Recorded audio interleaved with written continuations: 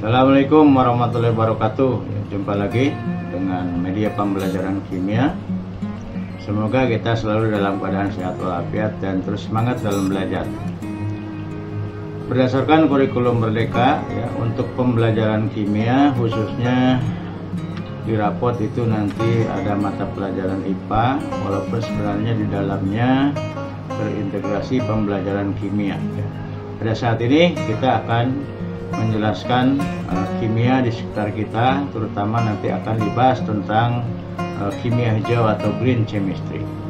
Nah, sebelumnya akan dijelaskan dulu tujuan pembelajaran ya, atau capaian pembelajaran. Dalam hal ini peserta didik itu harus mampu mengamati, menyelidiki ya, kemudian juga menjelaskan fenomena sesuai kaidah kerja ilmiah dan juga nanti menjelaskan konsep kimia dalam kehidupan sehari-hari. Kemudian juga menerapkan konsep kimia dalam pengelolaan lingkungan ya, termasuk juga menjelaskan fenomena pemanasan global ya, kemudian menuliskan reaksi kimia ya, kemudian juga ada hukum-hukum dasar kimia, dan ini yang terpenting juga adalah aplikasinya dalam nanoteknologi. Kemudian juga tujuan pembelajaran tentunya peserta didik itu dapat menyajikan solusi dalam menyelesaikan masalah pencemaran lingkungan. Dan nanti juga peserta didik itu harus dapat menganalisis ya penerapan dari 12 prinsip kimia hijau ya dalam upaya pelestarian lingkungan. Kemudian setelah pembelajaran ini peserta didik tentunya harus menerapkan konsep kimia dalam pengelolaan lingkungan sekitar sesuai dengan prinsip kimia hijau. Peserta didik juga mengenal senyawa kimia yang menyebabkan pencemaran lingkungan. Terkait dengan implementasi ya, P5 atau proyek penguatan profil pelajar Pancasila, tentunya diharapkan peserta didik itu dapat bernalar kritis, juga dapat bergotong royong ya. Nah baiklah, sebelum nanti dijelaskan tentang kimia hijau ya ataupun kimia di sekitar kita, baiklah, ini kronologisnya bahwa ide kimia hijau itu awalnya dikembangkan sebagai tanggapan terhadap Undang-Undang Pencegahan Polusi sekitar tahun 90. Ini yang menyatakan bahwa kebijakan nasional di negara Amerika Serikat itu harus membatasi atau mengurangi polusi dengan menggunakan desain proses yang lebih baik ya. Ya tentunya termasuk di sini adalah penggunaan bahan kimia, termasuk juga produk untuk membuat bahan kimia itu sendiri ya. Dan tentunya hal ini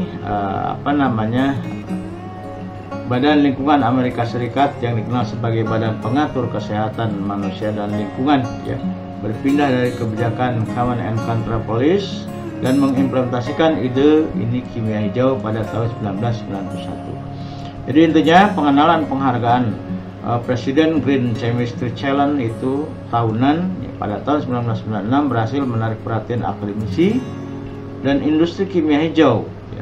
Jadi program penghargaan dan teknologi tersebut sekarang menjadi landasan dalam kurikulum pendidikan kimia hijau, tentu terutama juga di Indonesia ya. Nah baiklah, pengertian tentang kimia hijau ini dikutip ya, dilansir dari Environmental Protection Agency ya, ini dari Amerika Serikat tentunya, bahwa kimia hijau itu didefinisikan sebagai desain produk ya, dan juga proses kimia yang mengurangi atau menghilangkan penggunaan atau pembentukan zat berbahaya ya.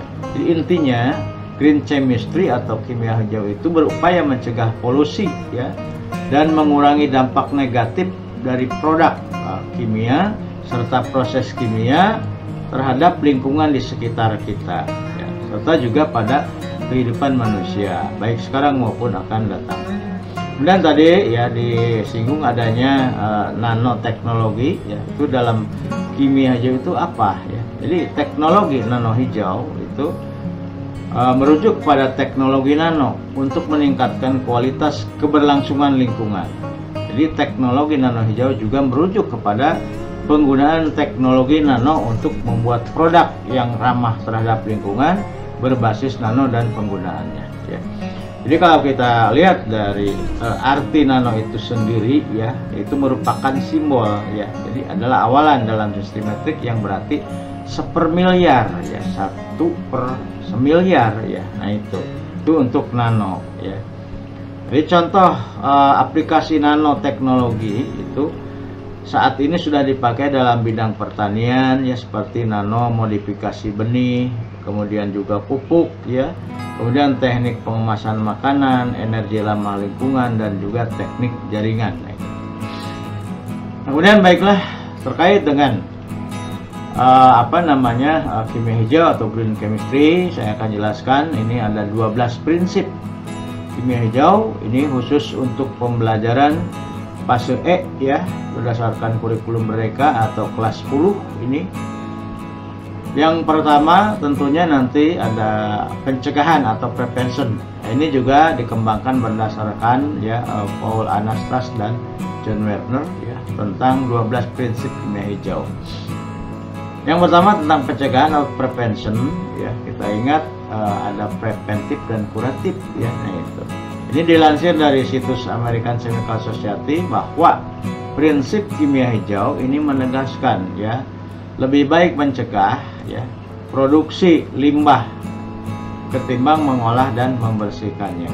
Jadi ada istilah pencegahan atau preventif ya. Nah, ini contoh bagaimana cara mencegah dampak buruk dan kontak langsung misalnya dengan bahan kimia yang bersifat toksik atau racun ya.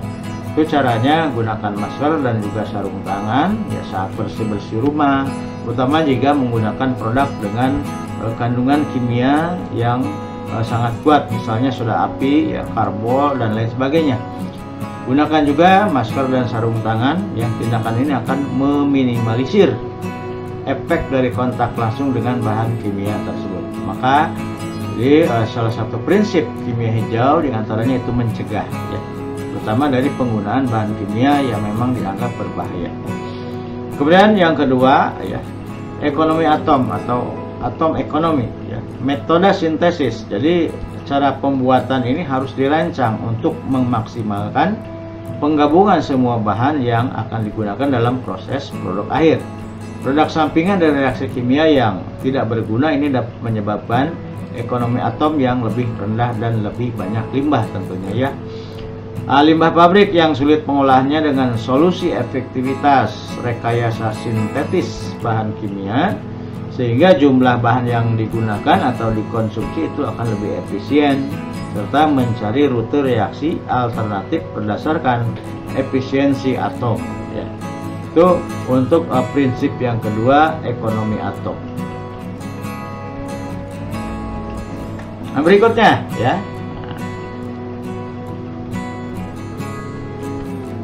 berikutnya adalah sintesis kimia yang tidak berbahaya ya, atau less hazardous chemical synthesis.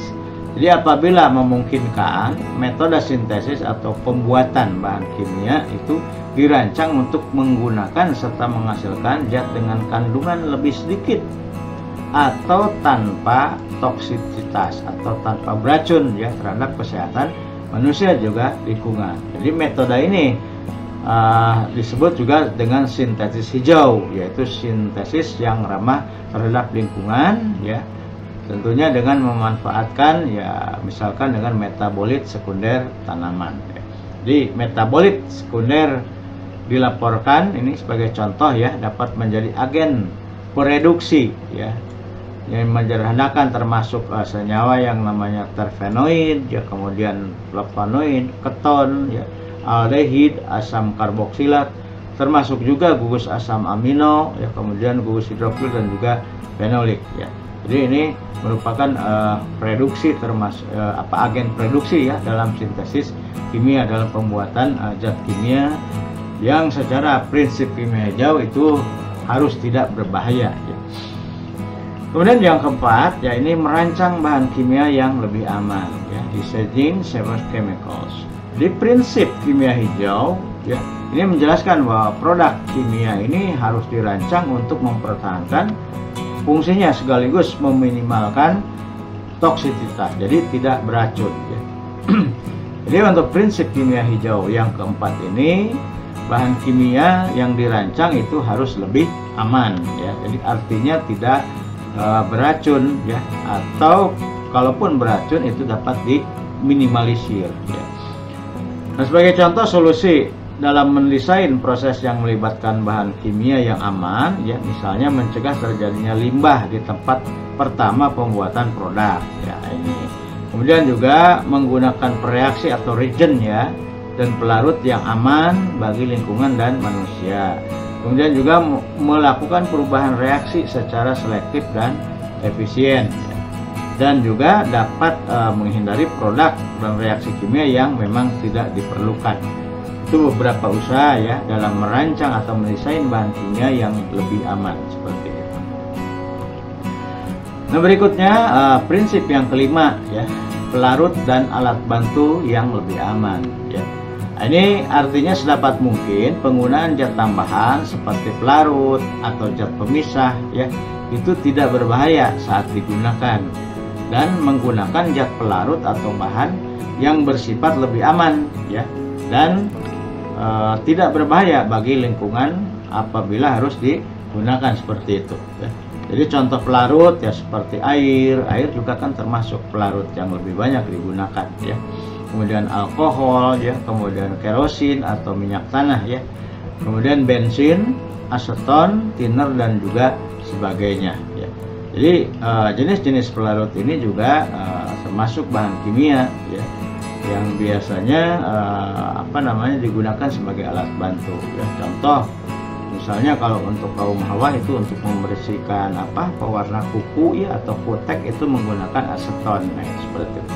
Tapi menggunakannya ini harus lebih aman ya. Seperti bensin juga sama, alkohol juga sama ya, seperti itu. Nah, yang berikutnya yang keenam ya. Yang keenam ini adalah desain untuk efisiensi energi ya, design for energy efficiency. Jadi artinya pada prinsip kimia hijau ini menegaskan bahwa metode sintesis itu, jadi metode cara membuat ya, dibuat sintesis itu kan buatan manusia, harus dilakukan pada suhu dan tekanan yang sesuai dengan sekitarnya. Jadi artinya persyaratan energi dari proses kimiawi untuk meminimalkan dampak terhadap lingkungan dan ekonominya ya. Jadi artinya juga efisiensi energi itu adalah usaha yang dilakukan dengan tujuan untuk mengurangi jumlah energi yang dibutuhkan dalam menggunakan sebuah peralatan atau bahkan sistem yang berhubung dengan energi. Nah, itu yang disebut dengan efisiensi energi ya. Jadi sekali lagi, dengan tujuan untuk mengurangi jumlah energi yang diperlukan atau dibutuhkan. Nah, ini sebagai contoh ya. Nah, ada jenis lampu yang hemat energi itu. Yang paling umum misalnya ada lampu pijar ya, ada lampu halogen, ada lampu fluorescent compact atau CFL, dan juga ini yang banyak digunakan sekarang ya, ada lampu LED atau light emitting diodes ya. Ini LED. Jadi wattsnya itu kecil tapi dia cukup terang ya. Nah, seperti itu. Itu adalah prinsip kimia yang keenam terkait dengan desain untuk efisiensi energi.